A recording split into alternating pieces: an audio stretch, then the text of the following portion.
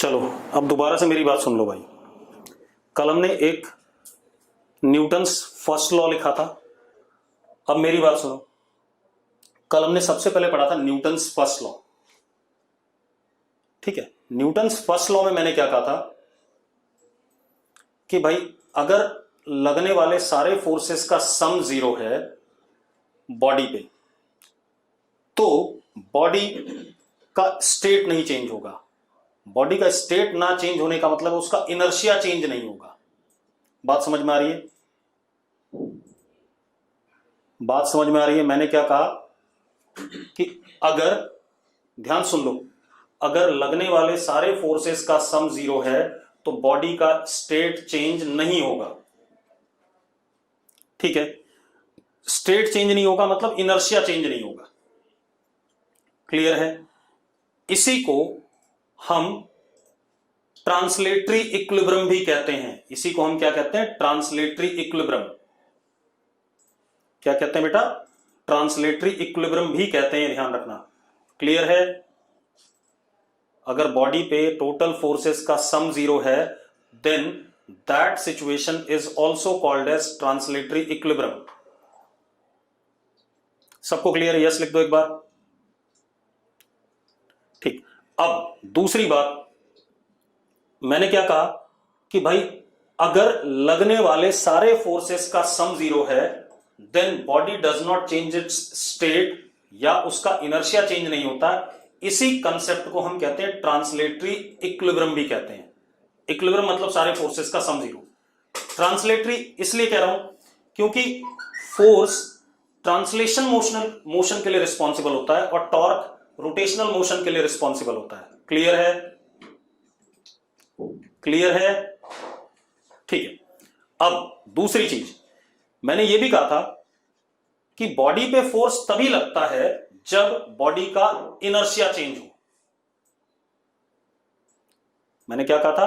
Body पे force लगने का मतलब है बॉडी का क्या चेंज हो जाए?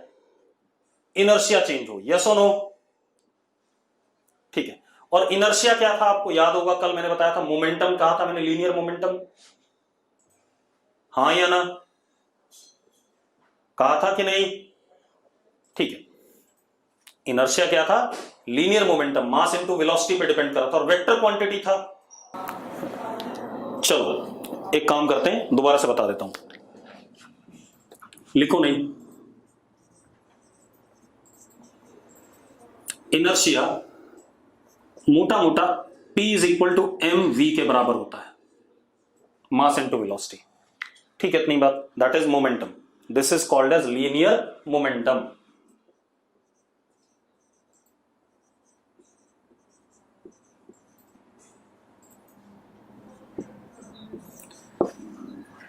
किसी क्वांटिटी का लीनियर मोमेंटम ज्यादा है तो हम कहेंगे उसका इनर्शिया ज्यादा है।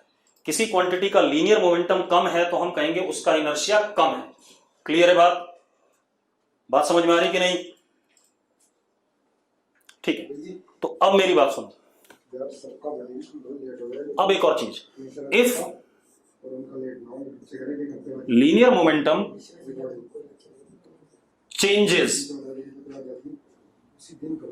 That is inertia changes। मैंने क्या कहा? इनर्शिया क्या होता है? लीनियर मोमेंटम होता है, या लीनियर मोमेंटम जिसका ज्यादा उसका इनर्शिया ज्यादा, जिसका लीनियर मोमेंटम कम उसका इनर्शिया कम। अब मैं कह रहा हूं अगर लीनियर मोमेंटम चेंज करेगा, ठीक है, इतनी बात, यानी कि इनर्शिया चेंज करेगा, तो हम क्या कह सकते हैं? Then we say that body is acted by some force.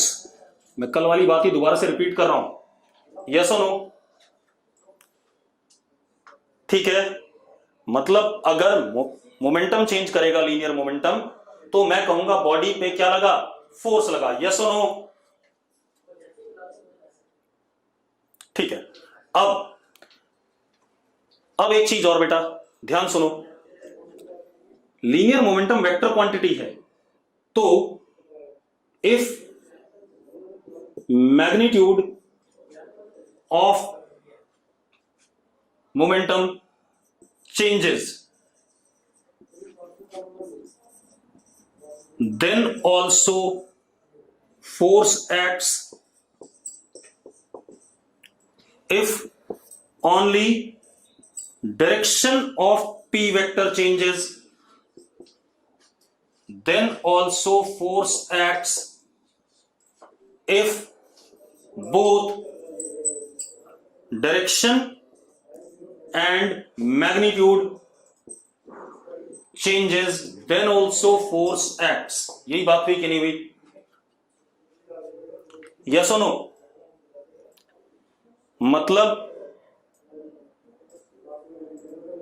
मतलब ये हो गया कि भाई अगर लीनियर मोमेंटम चेंज करेगा तो बॉडी पे फोर्स एक्ट करेगा, या इनर्शिया चेंज करेगा तो बॉडी पे फोर्स एक्ट करेगा। यस और नो? ठीक है। अब फिर हमने न्यूटन्स फर्स्ट लॉ की बात करी। न्यूटन्स फर्स्ट लॉ क्या कहता था कि अगर बॉडी पे कोई फोर्स नहीं लग रहा है तो बॉडी का स्टेट चेंज नहीं करेगा। स्टेट यानी कि इनर्शिया चेंज नहीं करेगा, यानी कि मोमेंटम चेंज नहीं करेगा। यस और नो? यस और नो? जल्दी बोलो। ठीक है। अब सेकंड लॉ में हमने क्या कहा कि भाई अगर बॉडी पे फोर्स एक्ट कर रहा है तो उसका लीनियर मोमेंटम चेंज करेगा। यही कहा था हमने क्या कहा था?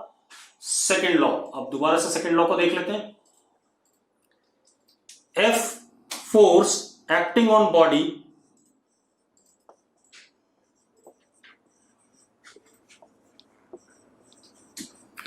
is proportional to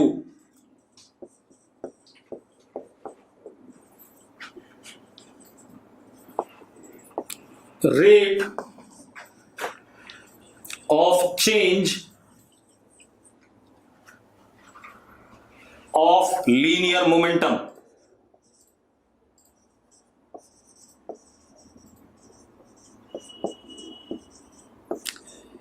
with respect to time। यही बात आई कि नहीं आई?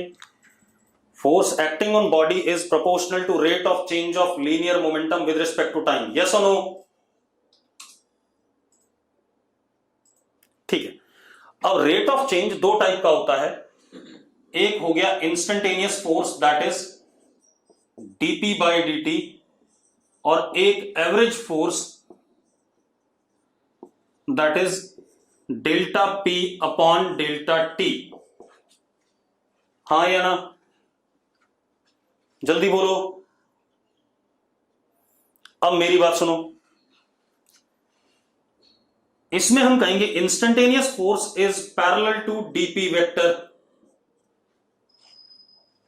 और average force is parallel to delta p vector. कह सकते हैं या नहीं? अगर कह सकते हैं यस लिख दो। ठीक है। अब मेरी बात सुनो, एक बालक लिख रहा है फोर्स टाइम के पैरेलल क्यों नहीं हुआ। जो भी है ना, उसको मोबाइल में घुस के पीटने का मन कर रहा है। अबे टाइम स्केलर क्वांटिटी होती है, कैसे फोर्स को टाइम के पैरेलल कर लोगे यार? किसने बोला है? K01 करके कोई बालक है। अब जब भी डाउट आएगा तू भी चैट बॉक्स में आ जा, ठीक है? और अपना नाम भी बता दे। अब सुनो भाई, ये कहानी हो गई। अब हम देखते हैं कि फोर्स कैसे लग सकता है, क्योंकि फोर्स हमारा डीपी बाई dt है। अब जरा चेक करो, सेकंड लॉ के हम तीनों केस देखते हैं। हमने कल 2 केस डिस्कस किए तो उन्हीं को दोबारा से बता रहा हूं। After that we will go for third case. ठीक है, इतनी बात। अब जरा देखो केस 1। मैंने कहा F is equal to dp by dt। चलो केस 1 बाद में। F is equal to d upon dt linear momentum is mass into velocity, yes और नो? वही रिपीट कर रहा हूं, force is equal to D into linear momentum upon D T. ठीक, इतनी बात, linear momentum is mass into velocity. अब मेरी बात सुनो, ध्यान सुनना। Case 1, mass is constant, body का मास कांस्टेंट है। मतलब मैंने क्या करा, ये मार्कर उठाया, यहां से उठा के यहां ले आया, फोर्स लगाया मैंने इसके ऊपर, ठीक है, यहां से लेके यहां आया, फोर्स लगाया, लेकिन क्या इसका मास बदला भाई नितेश? नितेश, मास बदला इसका? नहीं बदला, तो मास कांस्टेंट है, ठीक है। तो अब F इज इक्वल टू, अगर मास कांस्टेंट है तो डेरिवेटिव में से वो बाहर आ जाएगा, m बाहर, dv अपॉन dt, तो force is m dv by dt, और dv अपॉन dt को आप जानते हो क्या लिख सकते हो, मास इंटू एक्सेलरेशन लिख सकते हो कि नहीं, dv बाई dt को एक्सेलरेशन। अब यहां से क्या कंक्लूड हो रहा है, F आपका पैरेलल है किसके, या तो dv वेक्टर के, या पैरेलल है किसके, एक्सेलरेशन वेक्टर के। इतनी बात क्लियर, तो यस लिख दो फटाफट। चलो अब आगे बात करते हैं। दूसरा केस, आप सब ने दिवाली पे चरखी जलाई होगी, जलाइए चरखी सबने, हाँ या ना? हाँ। अब चरखी देखो क्या होता है, चरखी में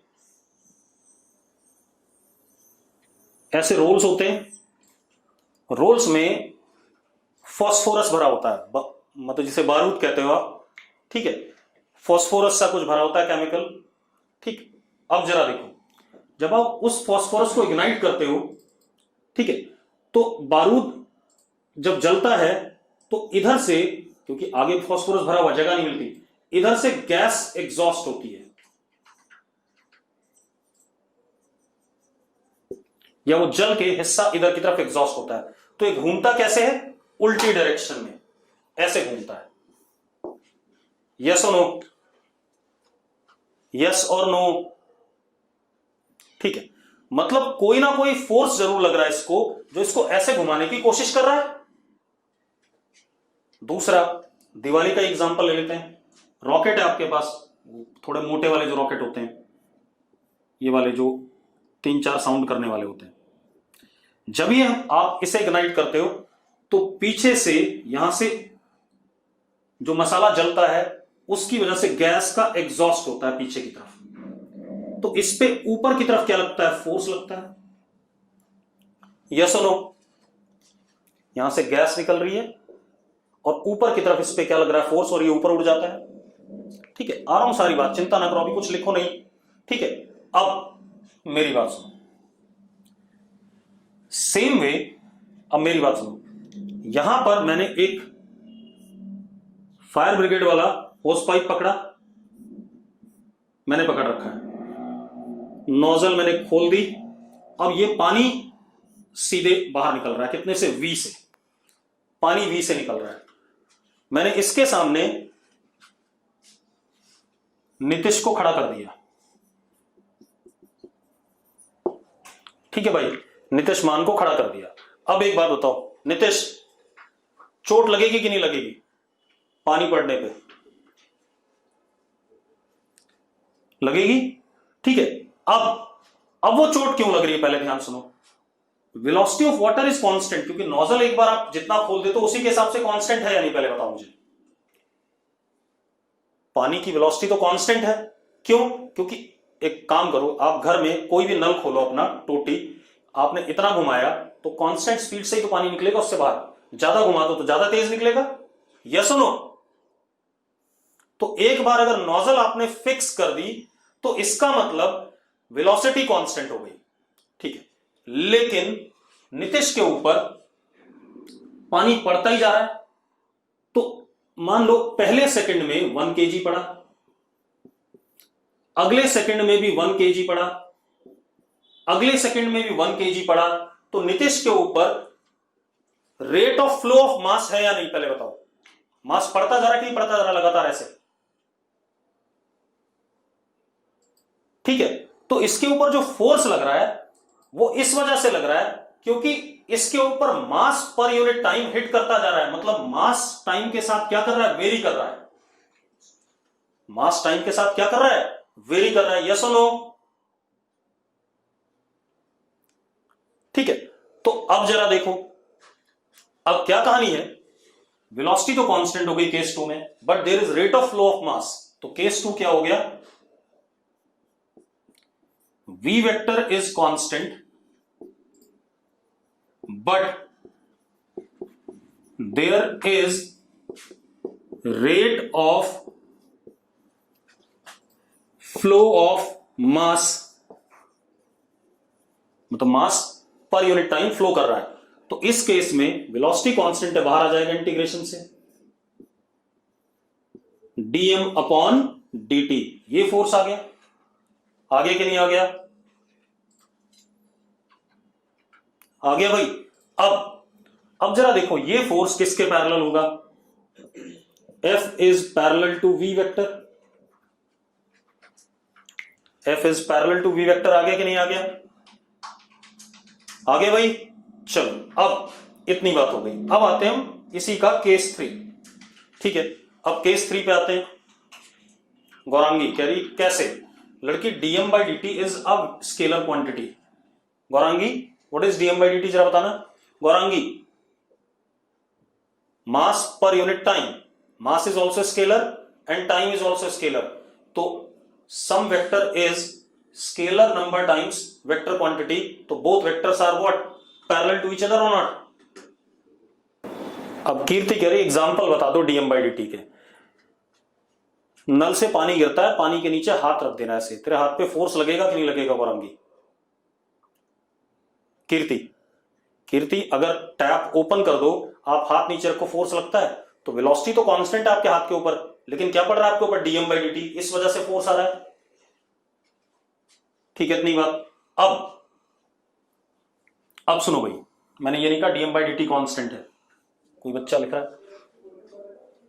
अब सुनो, इसके बाद तीसरा केस जो होता है रॉकेट में ज्यादातर दिखता है। देखो, आपके पास फोर्स इज, अभी जनरल केस है, d by dt m into v।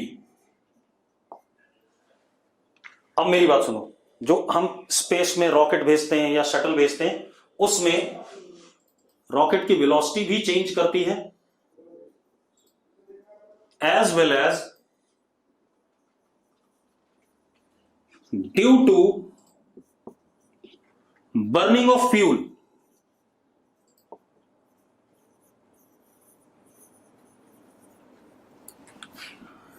mass of rocket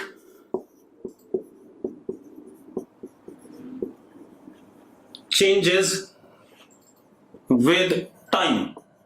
हाँ या ना? एक बात बताओ, जब रॉकेट स्पेस में भेजते हैं तो रॉकेट की वेलोसिटी तो चेंज कर ही रही है, एज वेल एज उसका मास भी फ्यूल के जलने की वजह से क्या करता है, चेंज करता है। हाँ या ना? जल्दी बोलो भाई। अब किसी ने बोला कार में भी होगा, ये बताता हूं भाई, कार में भी होता होगा, बता रहा हूं, परेशान ना हो। ठीक है, अब एक काम करो, तो दोनों वेरिएबल हैं तो प्रोडक्ट रूल लगेगा।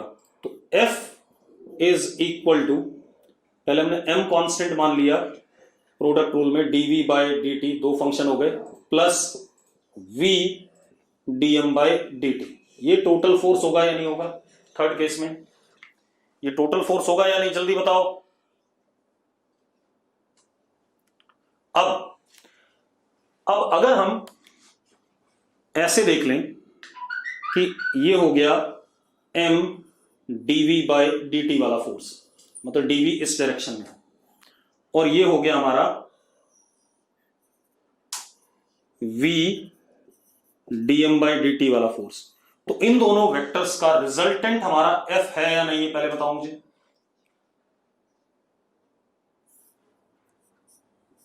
ये भी वेक्टर, ये भी वेक्टर है, तो f is resultant of these two forces. Yes और नो? सबको क्लियर? तो यस लिख दो भाई एक बार। तो केस 1 और केस 2 जब दोनों होंगे तो ये वाला केस बन जाएगा। तब हम m dv by dt अलग से वेक्टर निकालेंगे, v dm by dt अलग से निकालेंगे, दोनों का क्या कर देंगे, वेक्टर सम कर देंगे। रुद्र कुछ कह रहा भाई, रुद्र देख मास और वेलोसिटी दोनों चेंज कर रहे थे, मुस्कान और रुद्र देखो भाई, मास और वेलोसिटी दोनों चेंज कर रहे थे, तो मैंने डिफरेंशिएशन का प्रोडक्ट रूल लगाया, m constant derivative of second function constant derivative of first function. तो ये वेक्टर, ये वाला वेक्टर प्लस ये वाला वेक्टर आया कि नहीं आया, मैंने मान लिया पहला वाला वेक्टर इधर की तरफ है m dv by dt, दूसरा वाला इधर की तरफ है, तो जो रिजल्टेंट है वो इन दोनों का वेक्टर सम आएगा कि नहीं आएगा पैरेललोग्राम लॉ से। ठीक है, अब ये कहानी हो गई। ठीक है, तो ये हमारे पास हो गया, क्या कहते हैं, अब अंश कह रहा है अगर m और v दोनों कांस्टेंट हो जाए तो निकम्मे आदमी, अगर m और v दोनों कांस्टेंट हो गए तो मोमेंटम कांस्टेंट हो गया, इनर्शिया चेंज नहीं कर रहा है, तो फोर्स क्यों लगेगा भाई। अंश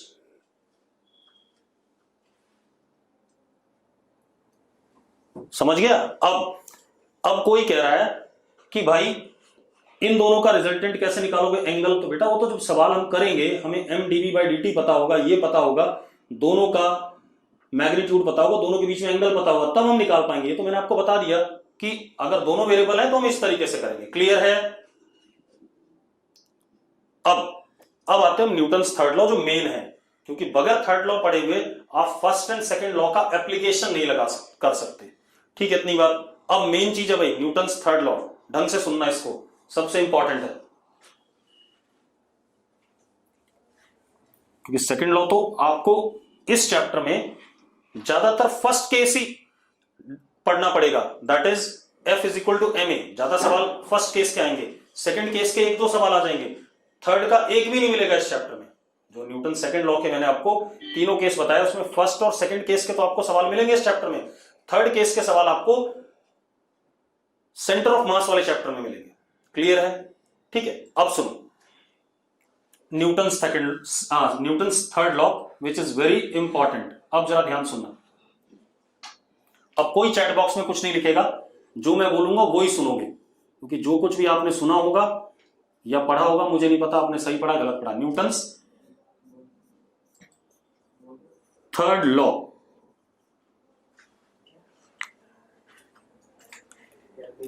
अब सुनो भाई, थर्ड लॉ पढ़ने से पहले मैं एक चीज बता दूं, फ्री बॉडी डायग्राम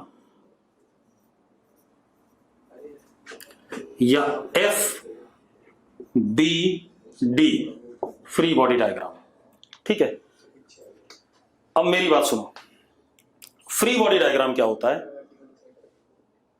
हमें कोई सिस्टम गिवन होगा, उसमें 2-3 बॉडीज होंगी। ठीक है, उस सिस्टम में जो 2-3 बॉडीज हैं उन पे कितना फोर्स लग रहा है और किधर की तरफ लग रहा है, डायरेक्शन ऑफ दैट फोर्स, उसको पिक्टोरियली रिप्रेजेंट करने को हम फ्री बॉडी डायग्राम कहते हैं। उसको पिक्टोरियली रिप्रेजेंट करने को हम फ्री बॉडी डायग्राम कहते हैं। क्लियर है। तो जैसे मैं बताऊं, मान लो ये मार्कर है, मैंने ऐसे छोड़ दिया, तो ये मार्कर जब हवा में था तो इस पे एक ही फोर्स लग रहा था, mg, दैट इज डाउनवर्ड। ठीक है, इतनी बात। इस पे जब ये हवा में था एक ही फोर्स लग रहा था, mg डाउनवर्ड। तो जब ये मार्कर हवा में कभी भी था तो मैं इसके ऊपर क्या दिखाऊंगा, नीचे की तरफ क्या लग रहा है, mg लग रहा है। क्लियर, इतनी बात। अब कुछ लोग बोल रहे हैं इंटरनल दिखानी है, एक्सटर्नल दिखानी है। बेटा मैंने ऐसा कोई वर्ड यूज नहीं करा। पहली बात तो जितना मैं बोला करूं उतने को ही कंक्लूड किया करो, अपने मन से कोई कंक्लूजन आपने नहीं लेना है। बात समझ में आ गई भाई। हाँ, तो हम इस मार्कर पे जब भी ये रास्ते में हवा में होगा तो हम क्या दिखाएंगे, mg downward, that is force acting on this marker. ठीक है, इतनी बात। इसी को फ्री बॉडी डायग्राम कहते हैं। तो फ्री बॉडी डायग्राम क्या है, रिप्रेजेंटेशन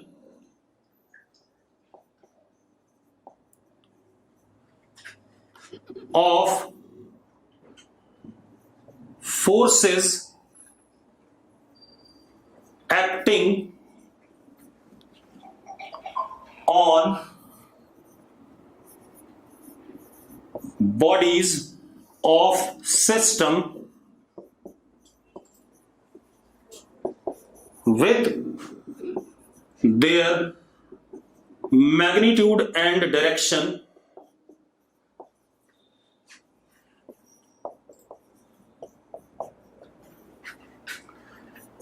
pictorially, इसको हम क्या कहते हैं, फ्री बॉडी डायग्राम कहते हैं।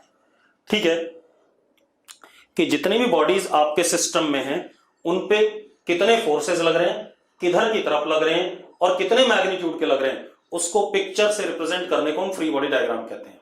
मैं एक सिंपल सा एग्जांपल ले रहा हूं। ये ग्राउंड है, पिक्टोरियल मतलब पेपर पे पिक्चर बना करके। अब वो कह रहा है पिक्टोरियल का मतलब क्या होता है। ठीक है, चलो ये मेरे पास ग्राउंड है। ग्राउंड के ऊपर मैंने एक ब्लॉक रख दिया, मास m का, चुपचाप से पड़ा हुआ है। आप ऐसे समझ लो, मैं खुद एक ब्लॉक हूं, मैं ग्राउंड के ऊपर चुपचाप से खड़ा हूं। बात समझ में आ गई? मैं अपने आप को एक ब्लॉक कह देता हूं, मैं ग्राउंड के ऊपर चुपचाप से खड़ा हूं। क्लियर है? अब सबसे पहला वर्ड आता है सिस्टम।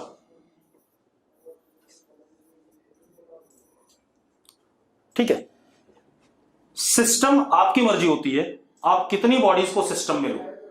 जैसे यहां पर ब्लॉक प्लस ग्राउंड, इन दो को मैंने क्या माना, सिस्टम माना। ब्लॉक प्लस ग्राउंड को मैंने क्या माना, सिस्टम। अरे क्लियर है? क्लियर बेटा? भाई दो चीजें हैं, ब्लॉक एंड ग्राउंड, तो इनको मैंने सिस्टम मान लिया।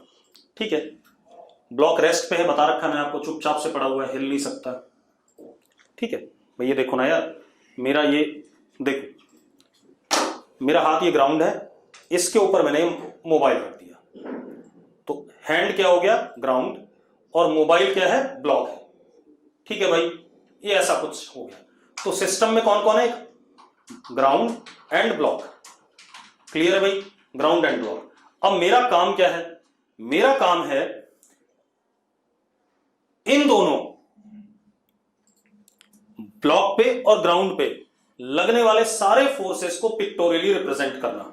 कौन कौन से फोर्स ब्लॉक पे लग रहे हैं, कौन कौन से फोर्स ग्राउंड पे लग रहे हैं, और किधर की तरफ लग रहे हैं, ये सारी बातें रिप्रेजेंट करना। क्लियर है इतनी बात?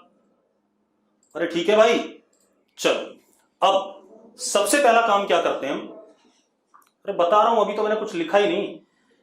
सबसे पहला काम क्या होता है, अगर आप रिप्रेजेंटेशन प्रॉपर चाहते हो तो आप क्या करोगे, जहां पर भी कॉन्टैक्ट है, पहला तो हम सिस्टम आइडेंटिफाई करेंगे। फर्स्ट स्टेप हो गया आइडेंटिफाई सिस्टम, और इस सवाल के लिए सिस्टम क्या, ब्लॉक प्लस ग्राउंड। दूसरा, separate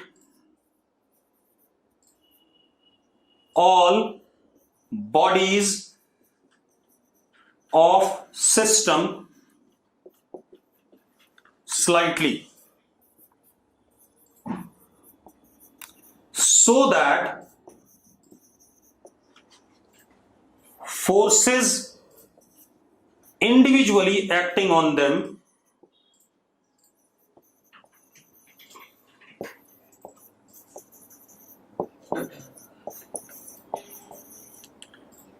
can be identified.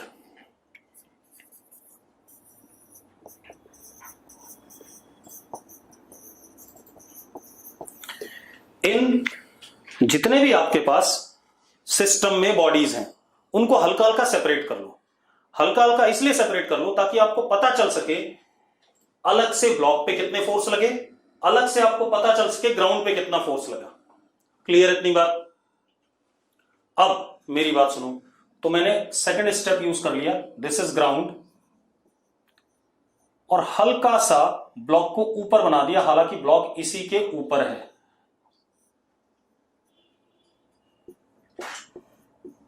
Block है ग्राउंड के ऊपर, लेकिन मैं सिर्फ ये दिखाने के लिए कि भाई ब्लॉक और ग्राउंड पे अलग अलग फोर्सेस जानने के लिए मैंने इनको हल्का सा सेपरेट कर लिया। इतना क्लियर है? ये स्टेप्स हैं किसको बनाने के, फ्री बॉडी डायग्राम को बनाने के। तो सेकंड स्टेप यही है, जो जो आपके कॉन्टैक्ट वाली बॉडीज हैं उनको हल्का सा आप सेपरेट कर लो। ठीक है, अब अब मेरा सवाल क्या है, अब सब लोग चैट बॉक्स में आ सकते हैं भाई, ठीक है, इतनी बात। अब मेरा सवाल यह है, ब्लॉक पे कौन कौन से फोर्सेस लगेंगे, बताओ भाई। ब्लॉक पे क्या लगेगा, सबसे पहले बता दो मुझे। ब्लॉक पे mg लगेगा, कुछ लोग कह रहे हैं mg लगेगा, और किधर की तरफ लगेगा ये भी बता दो भाई। ब्लॉक पे पहले mg की बात कर ले, ब्लॉक पे mg लगेगा डाउनवर्ड, क्लियर है। चलो, ब्लॉक पे mg लग गया downward, this is what gravitational force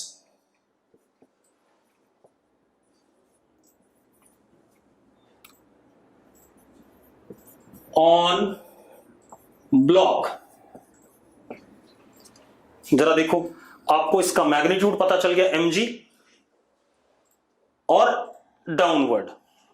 अब एक बच्चे ने बड़ी अजीबोगरीब बात लिखी, एक बच्चे ने लिखा ये ग्रेविटेशनल फोर्स ग्राउंड पे लग रहा है। नहीं भाई, ये ब्लॉक पे लग रहा है। मैंने क्या लिखा है, ग्रेविटेशनल फोर्स ऑन ब्लॉक। किसी बच्चे ने लिखा ग्रेविटेशनल फोर्स ऑन ग्राउंड लग रहा है। किसने लिखा था, जल्दी से चैट बॉक्स में आ जाओ, आपकी समस्या दूर करें। अरे जिसने लिखा था आ जाओ भाई जल्दी। चलो नहीं आया, कोई बात नहीं। अब एक बात तो, किसी को इस फोर्स में डाउट है तो बता दो भाई, कि किसी को डाउट नहीं इस फोर्स में? ठीक है, अब रुक जाओ एक मिनट, बस बस बस बस बस बस बस बस रुक जाओ, रुक जाओ। अब दूसरा फोर्स ब्लॉक पे क्या लगेगा और किधर लगेगा? दूसरा फोर्स क्या लगेगा और किधर लगेगा?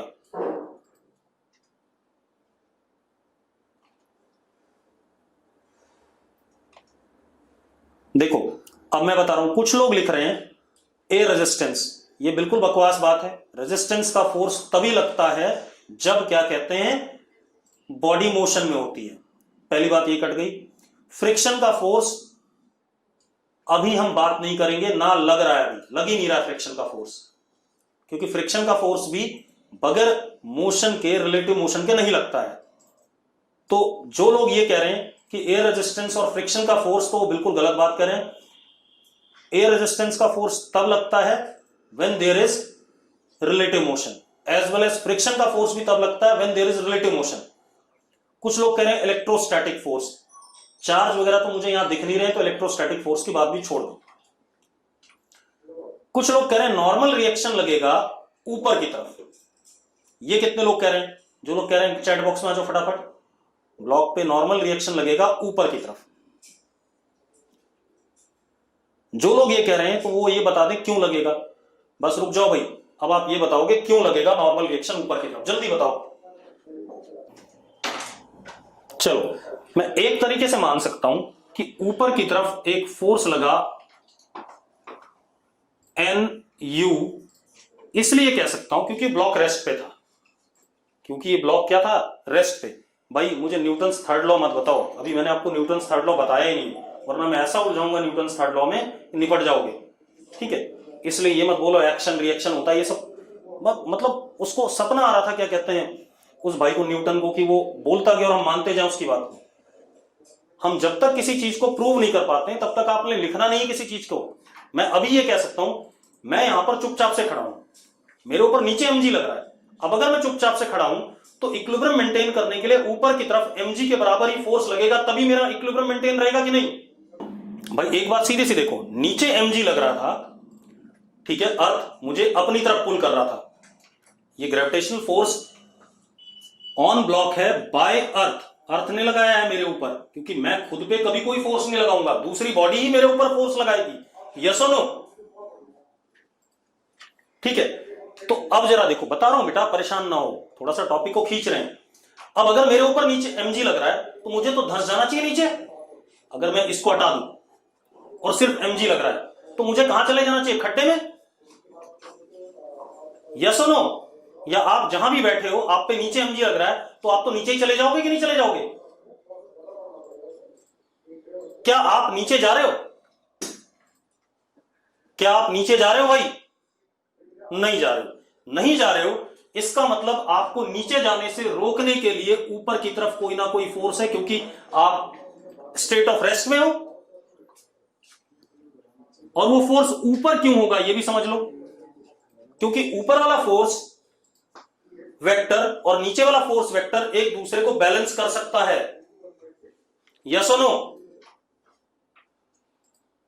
ठीक है, तो ये बात तो क्लियर हो गई कि NU is equal to mg as block is at rest.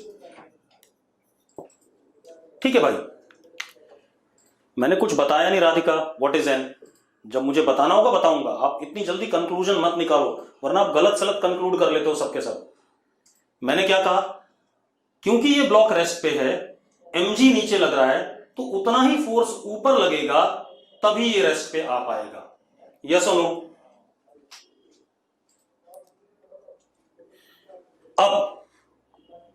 अब कहानी ये है, यहां पर एक सबसे बड़ा सवाल उठता है, NU क्या है और NU किसने लगाया? क्योंकि ब्लॉक पे खुद तो ये NU नहीं लगेगा, कोई दूसरा ही लगाएगा। यस और नो? NU क्या चीज है और ब्लॉक पे ये NU किसने लगाया? तो NU is normal contact force exerted by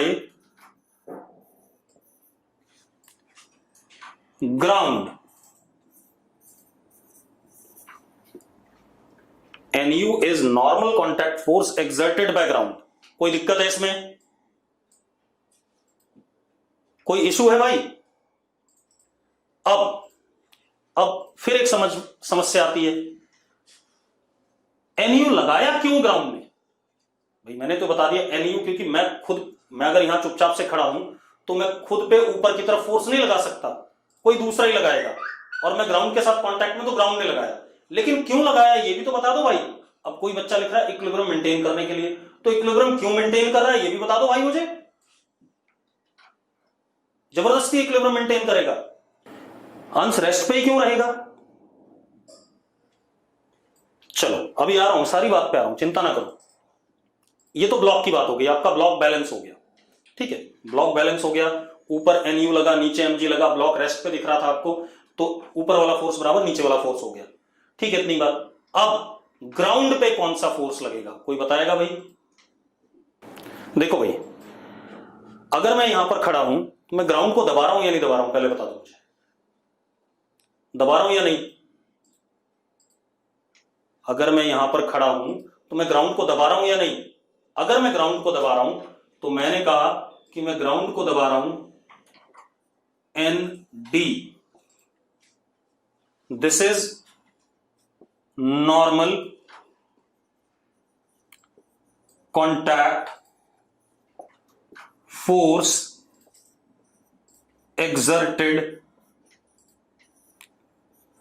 by block on ground। सुनते जाओ पहले, this is normal contact force exerted by block on ground. भाई मैं अगर यहां खड़ा हूं, ठीक है इतनी बात, तो मैं अपने नीचे वाले फ्लोर को दबा तो रही हूं, ऑब्वियस सी बात है। ठीक है इतनी बात। आप ऐसे देखो, ये मोबाइल मेरे हाथ पे रखा है, तो मेरे हाथ को दबा रहा है कि नहीं दबा रहा है? अरे हाथ पे नीचे की तरफ फोर्स लगाएगा कि नहीं लगाएगा, पहले बताओ। तो दैट इज ND। अब इन दोनों में से किसी को भी आप एक्शन कह सकते हो, किसी को रिएक्शन कह सकते हो। इसको आपने कहा suppose action,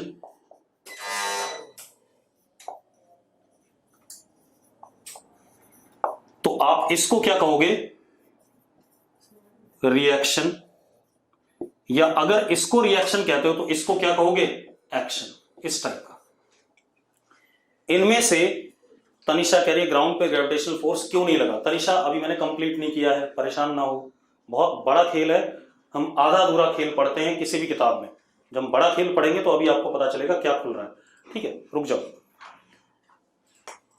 normal contact force जो लगा, उनमें से किसी एक को एक्शन कह दो, किसी एक को रिएक्शन कह दो। कह सकते हैं, कह सकते हैं भाई, मैंने ऐसी नाम दे दी। अब मेरी बात सुनो, न्यूटन्स थर्ड लॉ कहता है action reaction are equal in magnitude and opposite in direction. ऐसा ही पढ़ा है आपने कि नहीं पढ़ा है? आपने क्या पढ़ा है? न्यूटन्स थर्ड लॉ कहता है action and reaction are equal in magnitude and opposite in direction. पढ़ा है कि नहीं पढ़ा है? बिल्कुल। अब एक बात तो, अगर यहां देखो तो ये दोनों अपोजिट डायरेक्शन में है या नहीं है? एन यू और एन डी अपोजिट डायरेक्शन में है या नहीं? जल्दी बताओ मुझे, क्या ये इक्वल है मैग्नीट्यूड में? क्या ये इक्वल है? एन यू तो मुझे पता है mg के बराबर है, क्या मैं ये कह सकता हूं N D is also mg? ये बता दो मुझे।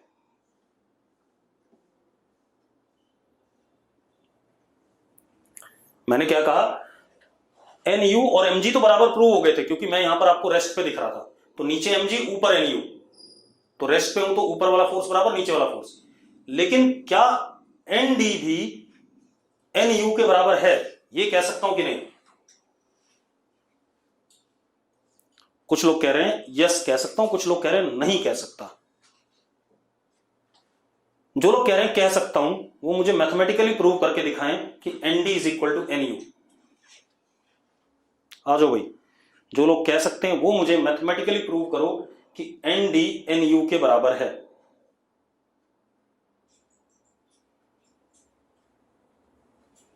कर सकते हो? मैथमेटिकली वर्ड यूज करा मैंने, लॉजिक नहीं।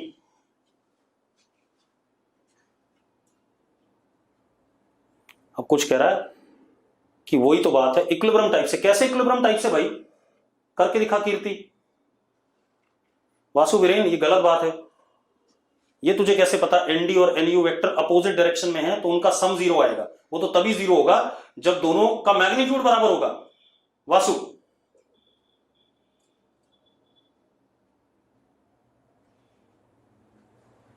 चलो अब इसी को हम दूसरे तरीके से देखते हैं। इतनी बात हो गई। अब मैं मेन बात पे आ रहा हूं। ये तो मैंने जो आप किताबों में पढ़ते हो उसकी बात कर रहा हूं। वहां पर ऐसे ही लिख देते हैं एनडी और एनयू बराबर हैं, एक्शन और रिएक्शन बराबर हो गया, अपोजिट डायरेक्शन में हो गया, इसलिए न्यूटन्स थर्ड लॉ वैलिड हो गया। लेकिन अब मैं आपको मेन बात बता रहा हूं। पहले ये वाली बात हम साइड में लिख लेते हैं। ये हमारे पास mg, ये ब्लॉक पे लगा mg, ये mg लगाया ग्राउंड ने किसके ऊपर? ब्लॉक पे नीचे की तरफ। ऊपर ब्लॉक पे ग्राउंड ने फोर्स लगाया nu और ब्लॉक ने ग्राउंड पे लगाया नीचे nd, ऐसा कुछ। और यहां से एक बात और प्रूव हो रही है, क्योंकि रेस्ट पे है तो nu is equal to mg। ठीक है, अब एक काम करते हैं, इसको थोड़ा सा ब्रॉडर व्यू में देखते हैं। ये हमारा अर्थ है। अर्थ गोल होता है,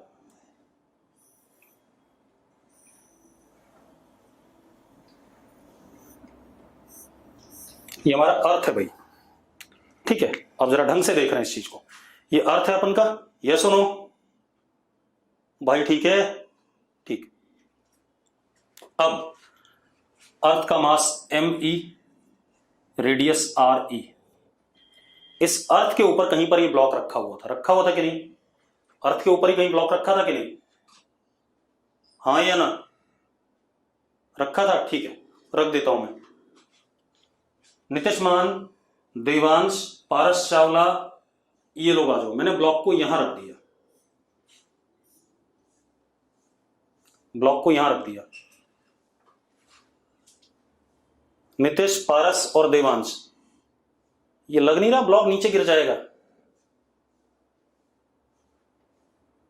नितिश, पारस कह रहा है यस सर गिर जाएगा, देवांश भी कह रहा है गिर जाएगा, चंदन कुमार कह रहा नहीं गिरेगा। ठीक है, देवांश भी कह रहा नहीं गिरेगा। तो देवांश होशियार हो गया, पारस और नितिश अभी भी उसी स्थिति में। अब एक धरती गोल होती है तो कहीं ना कहीं नीचे भी तो लोग रहते होंगे यार। कौन है ये? पारस।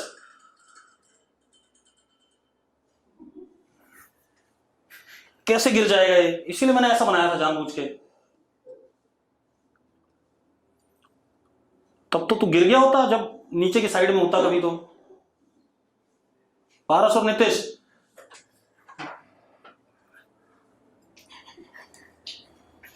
गिर जाए। चलो अब मैं स्पेस में पहुंच जाएगा, ठीक है, तो कहीं नहीं गिरेगा।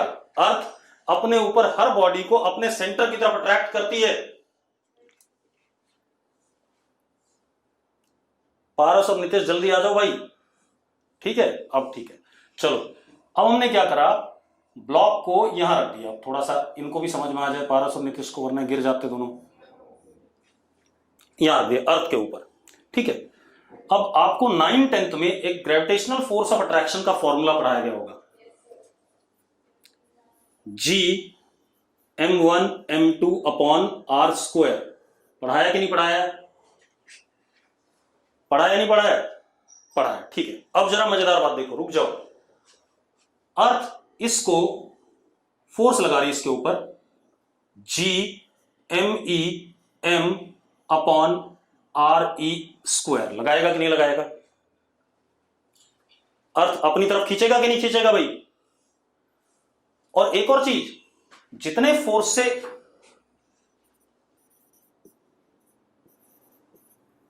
m1 m2 को खींचता है, उतने से m2 m1 को खींचता है, ये भी पढ़ा था हमने। तो अर्थ को भी इतने ही फोर्स से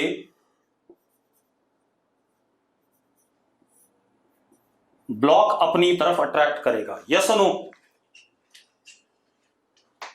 वासु, सार्थक,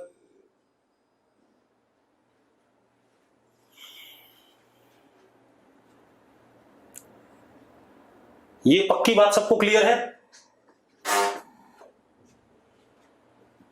क्लियर है भाई? अब मजेदार बात देखो, मतलब अगर दो मासेस हैं, ये मास इसको अट्रैक्ट करता है ग्रेविटेशनल फोर्स से, तो उतने से ही ये वाला भी अट्रैक्ट करता है, एक दूसरे को अट्रैक्ट करते हैं ऐसे, ठीक है। जिया को क्लियर नहीं? जिया, तूने ये फॉर्मूला पढ़ा है जिया? और इस फॉर्मूले का मतलब क्या था? अगर दो मासेस हैं तो पहला मास दूसरे को अपनी तरफ अट्रैक्ट करेगा और दूसरा मास पहले को अपनी तरफ अट्रैक्ट करेगा, ठीक है।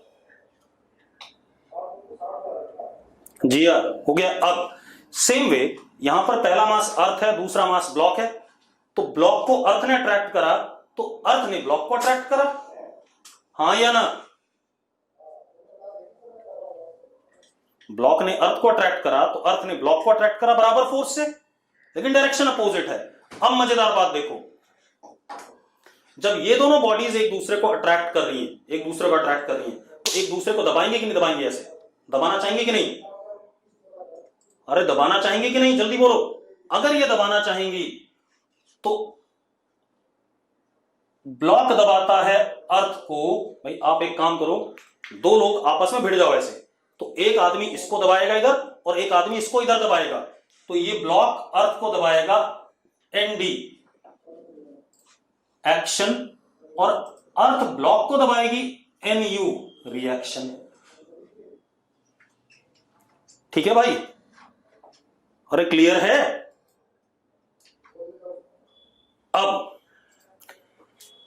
This is equal to M G and this is also equal to M G, क्योंकि ग्रेविटेशनल फील्ड होता है जी, होता है जी, आगे चल के पढ़ लेंगे, M E upon R E square, ये जी होता है, ठीक है। इतनी बात, तो ये एम जी हो गया, ये भी एम जी हो गया नीचे वाला। यस और नो? यस और नो? अब एक बात बताओ, ब्लॉक रेस्ट पे है या नहीं है? अगर ब्लॉक रेस्ट पे है तो ऊपर वाला फोर्स बराबर नीचे वाला फोर्स, ब्लॉक का इक्विलिब्रियम। और अगर अर्थ, और एक बात बताओ, क्या मेरे नीचे से अर्थ खिसक गई नीचे? अर्थ भी तो रेस्ट पे है, यस और नो? तो भैया अर्थ पे नीचे वाला फोर्स बराबर ऊपर वाला फोर्स, तो N D is equal to M G, तो N D is equal to N U आ गया मैग्नीट्यूड में। आ गया कि नहीं आ गया? आ गया भाई, सबको क्लियर है? अब मतलब एक्शन रिएक्शन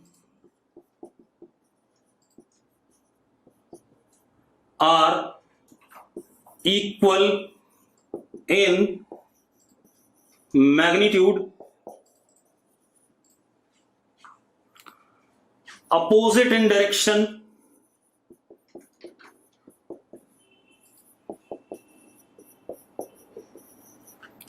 दो चीजें। तीसरी चीज, act on two different bodies. देखो एनडी एक्ट करता है किस पे? अर्थ पे। और एनयू एक्ट करता है किस पे? ब्लॉक पे। क्लियर है? जिया को डाउट है? जिया एक बात बता, अगर ये रेस्ट पे है तो यहां लिखा हुआ है N U is equal to M G, ऊपर वाला फोर्स बराबर नीचे वाला, ठीक है? और अर्थ भी रेस्ट पे है तो अर्थ पे नीचे लगने वाला फोर्स बराबर ऊपर लगने वाला फोर्स, तो N D is equal to M G. तो जब एन यू और एन डी दोनों एम जी के बराबर है तो N U is equal to N D लिख सकता हूं कि नहीं? अब कितने लोगों को डाउट है?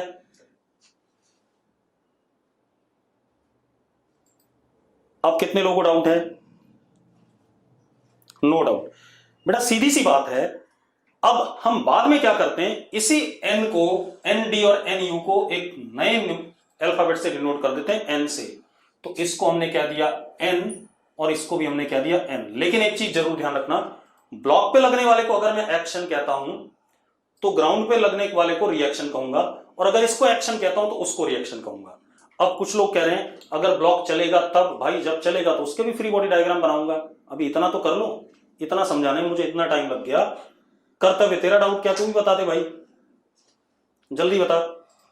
सिर्फ डाउट मत लिखा करो, डाउट के बारे में भी लिख दिया करो। रुद्र कह रहा अर्थ रोटेट करती है। भाई इनर्शियल फ्रेम है, अर्थ के रोटेशन का कोई लेना देना नहीं है आपसे, अभी उस चीज को छोड़ दो। देवांश मैंने पहले कहा था एयर का रेजिस्टेंस अभी नहीं लगेगा जब तक बॉडी रेस्ट पे है। कर्तव्य, सत्यम तू बता तेरा क्या डाउट है? सत्यम जल्दी डाउट बता। सर व्हाई डू वी से force balance each other not cancel each other? बेटा ये दो डिफरेंट बॉडीज पे लगने वाले फोर्सेस हैं। एक मिनट, अब रुक जा। तो इसको अलग से पढ़ रहा था, ये एक बॉडी है और ये दूसरी बॉडी है। तो अगर तू डिफरेंट बॉडीज पे लगने वाले फोर्सेस पढ़ रहा है तो ये दोनों फोर्स एक दूसरे को कैंसिल कर रहे हैं ना भाई, सत्यम, ठीक है? और ये दोनों फोर्सेस एक दूसरे को कैंसिल कर रहे हैं। क्लियर है? We can not say that ND and NU are cancelling each other because they are acting on two different bodies, ठीक है? बाकी हम कल करेंगे भाई।